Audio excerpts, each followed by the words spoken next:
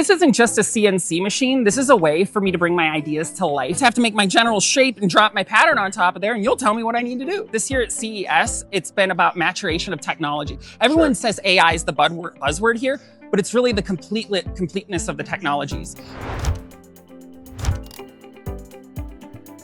Hey everyone, Jason here at the Makera booth, CES 2026. The week's almost over, but we're still meeting awesome creators and makers. I'm actually with Amelia, who was just telling me about these awesome, hack a tractor, make these cool lights and stuff like that. So why are you interested in CNC machining like what we do at Makera? Because this isn't just a CNC machine. This is a way for me to bring my ideas to life quickly, on the fly, anywhere I go. In the last few years, I've been able to take advantage of having a bamboo, take advantage of having a Cricut, take that to conferences, and I can make custom swag for my friends, my coworkers, on the fly, and just pump it out. And I also want to be able to make swag for nonprofit events and housings, and there's so many things you can make. From this device alone that I made with my friend True has 2 circuit boards, a 3D printed housing that has 3 different parts, 2 acrylic pieces, and this could cut out half of the outsourcing that we have to do. That's awesome.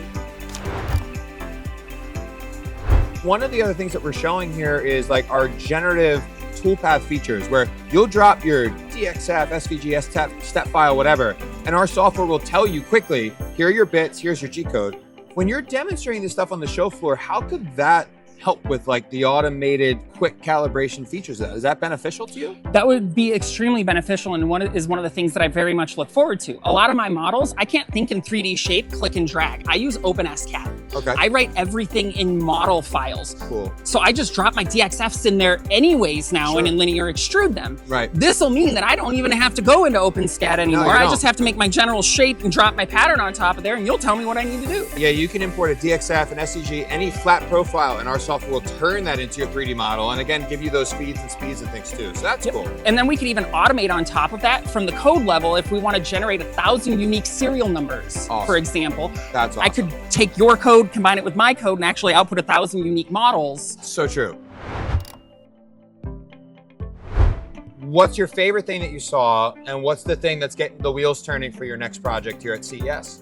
Oh, that's a really tough one, because this year at CES, it's been about maturation of technology. Everyone says AI is the buzzword here, but it's really the completeness of the technologies. And there was one technology that really stood out to me. Maybe it's because I'm in the farming fields, but all of the automated synchronized lawn care and property care devices, not just mowing lawns. I saw robot snow blowers that are now cheap enough so that you can just not have to go out into the snow anymore. So I'd say keep an eye on the consumer house care market, because just the lawn care stuff, watching 12 tractors or 12 small miniature tractors mowing the lawn in tandem. Right.